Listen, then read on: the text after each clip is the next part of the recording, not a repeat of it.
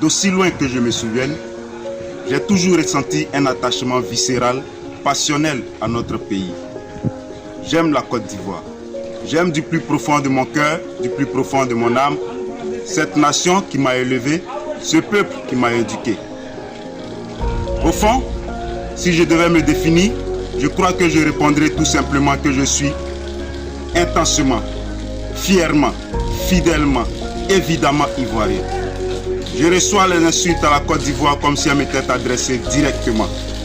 Qu'il s'agisse de l'insécurité ou des violences qui touchent de trop nombreux compatriotes, je reçois les souffrances des Ivoiriens comme autant de souffrances personnelles.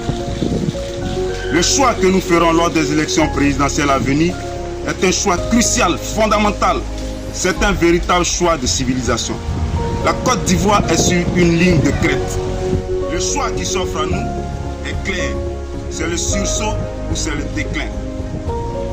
Mes chers compatriotes, nous devons tous penser à la Côte d'Ivoire, à cette nation qui nous a vu naître, à cette nation qui nous a tout donné, à cette nation qui s'est battue pour que nous soyons ce que nous sommes aujourd'hui.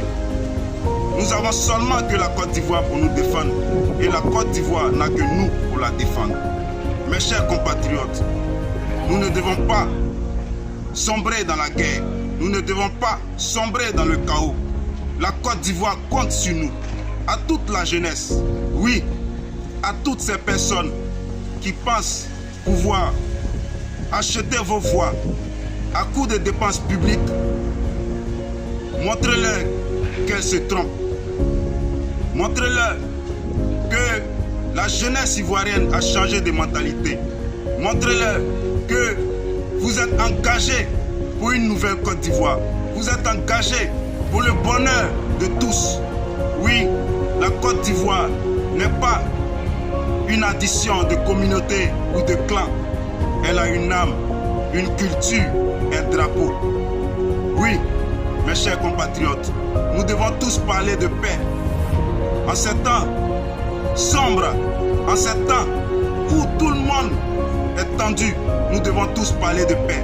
Dans vos familles, dans vos villages, dans vos régions, dans vos localités, parlons tous de la paix. Prenons la paix pour que vive la Côte d'Ivoire. Je voudrais dire à ceux qui préfèrent leur parti politique à la Côte d'Ivoire qu'ils se trompent. S'il n'existe pas de Côte d'Ivoire, il ne pourra pas non plus exister de parti politique.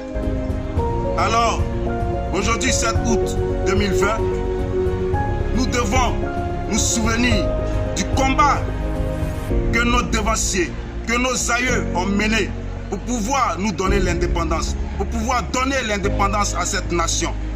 Nous devons également préserver cette paix que le père fondateur Félix Houphouët-Boigny nous a léguée en héritage.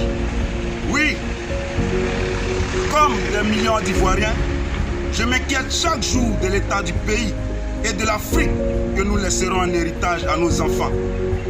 Pensons à la Côte d'Ivoire, pensons à l'avenir de nos enfants, pensons à l'avenir de la jeunesse